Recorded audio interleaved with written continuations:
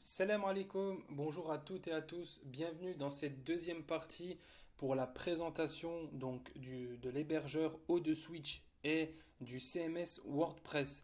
Donc voilà, j'ai décidé de faire une deuxième partie finalement parce que euh, pour bien démarrer cette formation, je voulais vous expliquer donc les différentes fonctionnalités de l'hébergeur web O2Switch et aussi la présentation du CMS WordPress.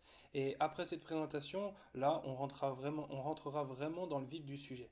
Donc, du coup, pour ceux qui ne me connaissent pas, donc je m'appelle Adlen, je suis un entrepreneur. Je me suis lancé sur le web depuis début année 2020. Et voilà, j'ai créé une formation pour que tu puisses créer toi aussi le site de ton agence web, donc le agence web ou SMMA, peu importe.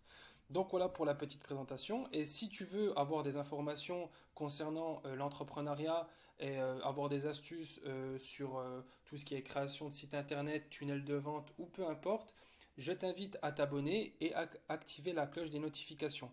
Donc maintenant, on passe à l'essentiel. On va voir ensemble. Je vais vous présenter l'interface de O2Switch. D'accord? Donc l'interface de O2Switch, c'est vrai qu'au début, c'est un peu compliqué. Je vous le cache pas, moi au début, j'avais un petit peu du mal, mais je vous assure que quand vous lancez et que vous prenez en main le truc, c'est-à-dire l'hébergeur web, après ça devient vraiment très facile. Il n'y a rien de compliqué. Faut pas avoir peur de se dire wow, c'est quoi ça, tous ces trucs, je comprends rien. Donc moi-même, je ne connais pas tout. Je vais vous présenter la base. Donc, vous voyez, en fait, là, donc il y a différentes parties. Donc, on a la partie fichier, base de données, recommandations, ainsi de suite. Donc, dans la partie fichier, de ce que je connais, d'accord, je vais vous présenter ce que je connais. Donc, gestionnaire de fichiers, en fait, là, ça va être vos fichiers sources de votre site internet. Donc, autant vous dire que si vous faites n'importe quoi ici, vous allez foutre en l'air votre site. Donc, faire super attention de ce que vous faites. Donc là, comme vous pouvez le voir, en fait, il y a écrit mybodycarefit.com. D'accord. Donc celui-là, il est obsolète, c'est pas du tout le site, c'est celui-là, avec le care où il y a un E.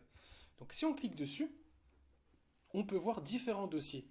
Donc il y a le dossier WP Admin, d'accord, et il y a le dossier WP Content. Je ne vais pas rentrer dans le détail, sinon je vais vous embrouiller.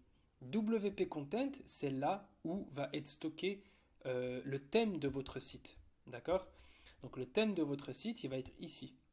Là, en l'occurrence, on a déjà un thème qui s'appelle Avada. C'est un thème que j'utilisais auparavant. Et vu que c'est un ancien site que je donne en exemple pour cette formation, eh bien, il y a le thème Avada. Donc là, on peut voir qu'il y a le thème Avada qui est installé et vous voyez, il y a des noms de plugins sur WordPress comme WooCommerce. J'avais installé aussi l'application, le plugin WooCommerce. En bref, là, c'est tous les fichiers sources de votre site internet. D'accord. Je ne rentre pas plus dans les détails. Donc, c'est le gestionnaire de fichiers. OK. Gestionnaire de fichiers, il se trouve ici. Le compte FTP, ben, en fait, là, c'est votre compte FTP, le compte de votre hébergeur web. Et si vous voulez avoir accès à votre compte FTP, en fait, ce qu'il faut, c'est télécharger une application et arriver dans cette application, vous allez rentrer des identifiants pour avoir accès vraiment encore à l'arrière du site. Donc là, c'est vraiment très compliqué. J'ai pas envie de rentrer dans les détails. Vous n'avez pas besoin de savoir ça pour créer votre site internet. Donc en gros, là, c'est tout ce qui est fichier. Aussi, la base de données, sincèrement, j'ai pas eu affaire à ça pour le moment. Recommandations, je n'ai pas eu affaire aussi. Donc là, je pense que c'est des partenaires c'est des partenaires en fait à O2Switch. Domaine, là, j'ai utilisé cette partie justement pour, au début, quand vous achetez votre hébergeur web, vous allez ajouter votre nom de domaine à votre hébergeur web. Et c'est notamment dans domaine configuré. Et là, on peut voir que dans mon compte O2Switch, dans celui-là, j'ai deux sites internet. J'ai celui-ci, euh, ce site-là, et le deuxième site. Donc là, je vais sûrement flouter parce que c'est un site d'une autre activité que j'ai pas forcément envie de communiquer, donc du coup, vous comprendrez que je vais flouter cette partie. MyBodyCareFit, donc voilà, c'est le nom de domaine. En fait, quand vous avez acheté votre nom de domaine et votre hébergeur web, vous allez venir ici, vous allez taper le nom de votre domaine, d'accord? Vous allez taper le nom de votre domaine et en fait, ce qui va se passer, vous allez mettre votre nom de domaine, vous allez mettre ajouter un nom de domaine et là, en fait, ce qui se passe, c'est que vous avez directement euh, votre nom de domaine d'ajouter. Et une fois que votre nom de domaine est ajouté, vous revenez en arrière, et bien là, en fait, vous pourrez installer votre CMS WordPress. Donc, je ne l'ai pas expliqué dans la précédente vidéo, mais pour moi, ça me semblait logique. Ensuite, donc la partie domaine, il y a la partie email. Donc la partie email, en fait, c'est là où vous allez créer en fait vos adresses mail. D'accord? Donc dans compte de messagerie, alors c'est un avantage énorme avec ODoSwitch, c'est que vous pouvez créer des adresses mail en illimité. Donc vous allez sur créer, et là en fait vous allez prendre votre nom de domaine. Donc vous allez créer une adresse mail professionnelle pour votre nom de domaine MyBodyCareFit. Donc vous sélectionnez votre nom de domaine. Ensuite, vous allez choisir votre nom. Donc là, c'est obligé. Dans ODoSwitch, il y a arrobase le nom de votre site.com. Donc là, vous allez mettre par exemple info.contact. D'accord? C'est un exemple. Voilà, c'est le nom de votre adresse mail complet. Ensuite, vous allez choisir un mot de passe et vous allez créer. Et là, vous aurez votre adresse mail. Aussi simple que ça. Ensuite, vous allez me dire, mais comment faire du coup pour après consulter les adresses mail de mon adresse mail professionnelle? Ben, en fait, quand vous êtes sur votre adresse mail, par exemple, contact info MyBodyCareFit, vous allez dans Check Mail. Check Mail. Ensuite, vous allez dans Open, donc avec Round Cube. Et ensuite, là, vous avez accès à vos adresses mail. Donc moi, j'ai pas de mail. Ou ça doit charger. Je pense que ça charge. Ouais. Donc là, voilà, j'ai toutes mes adresses mail. On verra peut-être dans une prochaine vidéo comment configurer son adresse mail pro sur son compte Gmail. C'est-à-dire que votre adresse mail pro sera rattachée à un compte Gmail. Ça vous permettra de checker vos adresses perso et aussi vos adresses mail pro. Donc voilà pour cette présentation de partie de compte de messagerie. Mesure, je n'ai jamais eu affaire à ça. Outils aussi, jamais utilisé. Jamais utilisé. Performance. Sécurité, je l'ai déjà utilisé, notamment pour le Let's Encrypt, le certificat SSL. C'est le petit cadenas que vous pouvez voir ici. Mais moi, j'ai une autre méthode pour ajouter le certificat SSL sur votre site internet, encore beaucoup plus simple. Je pense qu'on va le voir dans une prochaine vidéo. Là, on reste encore dans l'introduction où je vous fais une présentation globale. Donc après, le logiciel, ça, je n'ai jamais utilisé. Avancé non plus, préférence non plus. Et Softaculous, je l'ai utilisé, c'est pour installer votre CMS sur votre hébergeur web. Donc c'est tout pour l'hébergeur web. Ce dont vous avez besoin de savoir, c'est vraiment l'essentiel. Du coup, on va basculer sur notre CMS. Donc le CMS, pour la présentation du CMS. Alors j'ai désinstallé tous les plugins parce que je voulais vous faire une explication avec aucun plugin, sinon vous aurez vu plein d'informations et ça vous aurait vraiment embrouillé. Donc grosso modo, quand vous connectez sur votre back-office de votre site internet, vous arrivez sur cette interface.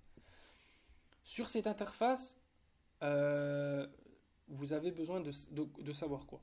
Donc vous avez un bandeau ici.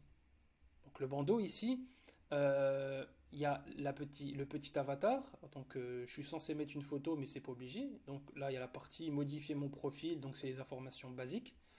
Donc on va regarder à quoi ça ressemble.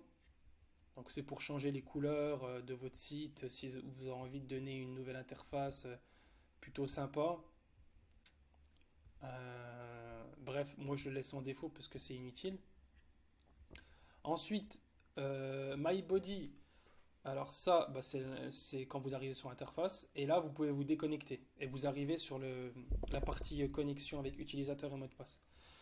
Les petites flèches ici, en fait, ça vous permet de mettre à jour votre CMS, parce qu'il y a des mises à jour à faire régulièrement, et à mettre à jour vos plugins. Donc les plugins, en gros, c'est les applications, les différentes fonctionnalités que vous allez ajouter à votre site internet.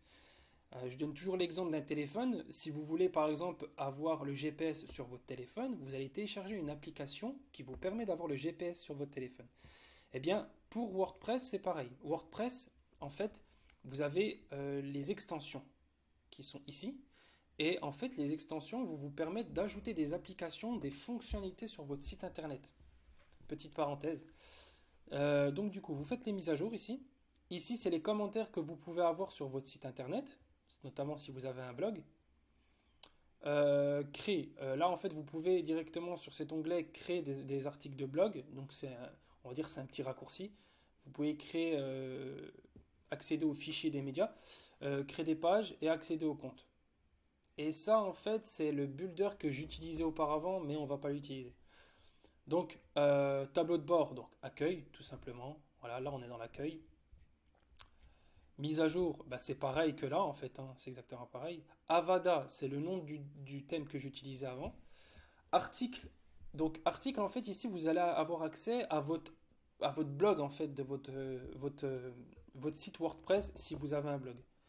Donc, la partie média, en fait, c'est ici où va se stocker toutes les photos et vidéos de votre site internet. Donc, moi, comme je vous ai expliqué dans la vidéo précédente, j'avais un site dans le domaine du e-commerce. Voilà, c'était un accessoire pour faire des abdos. Donc, c'était un site test que j'avais fait. Et là, on peut voir toutes les photos que j'ai ajoutées sur ce site. Eh bien, ils sont stockés dans la partie média. D'accord? Ensuite, on peut ajouter, donc en cliquant sur ajouter, ajouter une photo ou ajouter une vidéo, peu importe. Page. Alors là, on va beaucoup utiliser cette partie-là. En fait, page, c'est les pages de votre site. Notamment, je pense à la page d'accueil, la page contact, la page à propos, la page shop, donc c'est là où il y a votre magasin, et ainsi de suite. Donc là, c'est là où il y aura toutes les pages de votre site. Commentaires, c'est si par exemple vous avez un commentaire sur votre site internet, vous pouvez avoir accès à tous les commentaires dans cette partie-là. Apparence, alors quand vous cliquez dans apparence, vous allez atterrir directement dans thème. Thème, en fait, bah, c'est là où sont stockés les différents thèmes que vous avez sur votre site internet. Donc moi j'avais utilisé Avada et j'avais utilisé le thème enfant déjà préfet qui a été créé notamment par WP Marmite, une personne qui propose du contenu spécialement sur le CMS WordPress. Donc c'est une petite pub pour cette personne. Du coup, personnaliser. Donc dans personnaliser, en fait, quand vous cliquez ici, donc c'est normal que ça soit vraiment, il y a du codage, il y a plein d'informations parce que j'ai supprimé en fait le thème. Mais ne tenez pas compte de ça. Donc l'ancien builder que j'utilisais, il se présente comme ça. Tout simplement. En fait, là, vous allez pouvoir personnaliser directement votre site internet. Les widgets, en fait, c'est les parties qu'il y a sur le côté d'un site internet. Vous savez, quand par exemple il y a des recommandations, les articles du mois de novembre, du mois de décembre, ça fait des petites recommandations. Et je vous expliquerai plus en détail cette petite partie. Ensuite, menu. Bah, en fait, là, le menu que vous allez créer pour votre site internet, c'est ici que ça se passe. Vous allez créer votre menu dans cette partie. Je vous expliquerai plus en détail ici en quoi ça consiste. Et ensuite, l'éditeur de thème, je ne vous conseille pas d'aller dans cette partie parce qu'il n'y a que du codage et si vous n'avez pas l'habitude, vous allez vraiment... vous prenez un risque en fait en vous aventurant dans cette partie-là. Donc, éditeur de thème, évitez totalement d'aller dessus si vous ne savez pas comment gérer ça. Donc, extension. Extension, on va beaucoup l'utiliser. En fait, extension, c'est comme je vous expliquais tout à l'heure, c'est là où on va ajouter des plugins. Extension plugin, c'est pareil.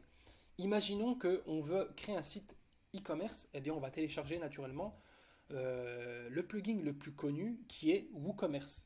Et WooCommerce va transformer votre site internet normal en site e-commerce. Donc vous allez l'installer, donc installer maintenant. Une fois que vous avez installé le plugin, vous allez l'activer. Et votre plugin sera directement installé sur votre site. Et après, vous pourrez naturellement créer des pages produits, optimiser votre site e-commerce. Ensuite, éditeur d'extension. Éditeur d'extension, en fait, c'est là où il y aura toutes les applications que vous avez installées. et vous pourrez modifier, désactiver ou supprimer les plugins que vous avez déjà installés auparavant. Ensuite, compte. Donc en fait là, c'est tous les comptes qui sont rattachés à ce site internet. Je m'explique. Le compte admin, c'est le... non, c'est pas le compte admin. Le compte MyBodyCareFit, donc Adlen Amani, donc c'est moi, c'est mon compte principal. Donc moi, je suis administrateur, je peux tout faire sur ce site internet. Donc modification, supprimer, éditer des articles de blog, peu importe. Et après, vous pouvez ajouter d'autres personnes, donc en cliquant sur ajouter, vous ajoutez le nom, le prénom, l'adresse mail, et vous pouvez par exemple ajouter une personne, et cette personne pourra rédiger par exemple des articles de blog.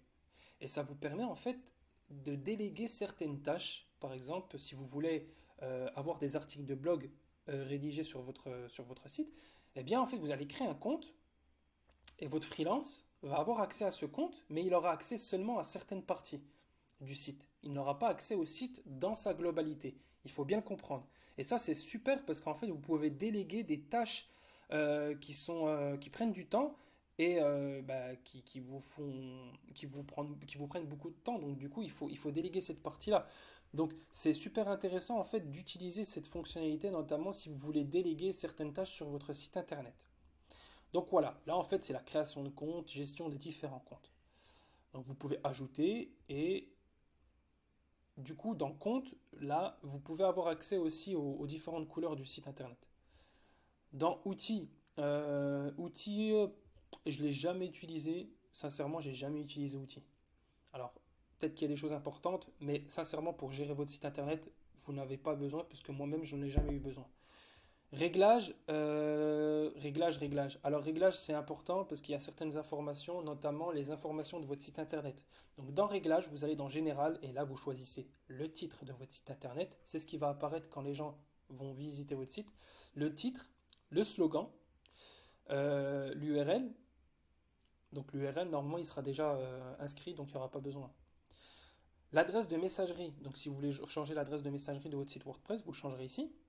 Ensuite, rôle par défaut de tous les nouveaux comptes, de tout nouveau compte. Voilà. Donc du coup, vous allez choisir ici les différents rôles des nouveaux comptes qui sont ajoutés sur le site WordPress. Ensuite, vous choisissez la langue et le fuseau horaire. Voilà, vous enregistrez. Après, écriture.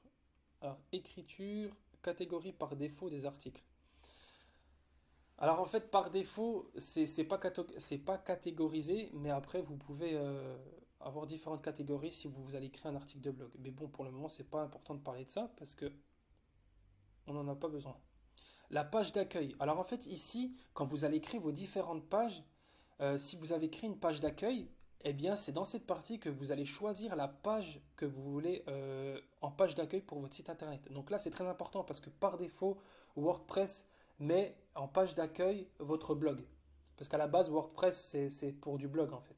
Et ici, vous allez choisir votre page d'accueil que vous voulez choisir pour votre site internet. Ensuite, vous allez choisir les pages du site qui doivent afficher. Donc, vous voulez que ça affiche 10 articles de blog, moins ou plus. Ensuite, commentaires. Vous avez, en fait, ici, c'est les paramètres par rapport aux commentaires. Si vous voulez, franchement, j'ai pas regardé. Je peux pas vous dire n'importe quoi, mais j'ai jamais regardé cette partie. J'en ai jamais eu l'utilité, donc je pense que vous, ça sera pareil. En tout cas, tout ce qui est partie commentaires, vous savez que c'est ici. Les médias. Donc là, c'est la dimension au niveau des photos, je pense. Permalien. Ici, vous pouvez changer les permaliens. Donc, c'est les liens ici. Vous savez, permalien, c'est ce qu'il y a juste après ici. Ça, c'est un permalien. Et après, confidentialité. Je n'ai jamais eu besoin de ça. Donc, voilà pour cette vidéo. On a fini la présentation globale donc, de l'hébergeur web AutoSwitch et du CMS WordPress. Dans une prochaine vidéo, je vais vous montrer comment installer le certificat SSL. Donc c'est très simple, moi j'ai une deuxième méthode qui permet directement de télécharger l'application Let's Encrypt sur WordPress et vous verrez c'est en un rien de temps que vous aurez installé vos certificats SSL. Parce que la première méthode c'est de le faire directement sur le site, sur votre hébergeur web et ça prend énormément de temps. Donc voilà, c'est tout pour cette vidéo, à très bientôt.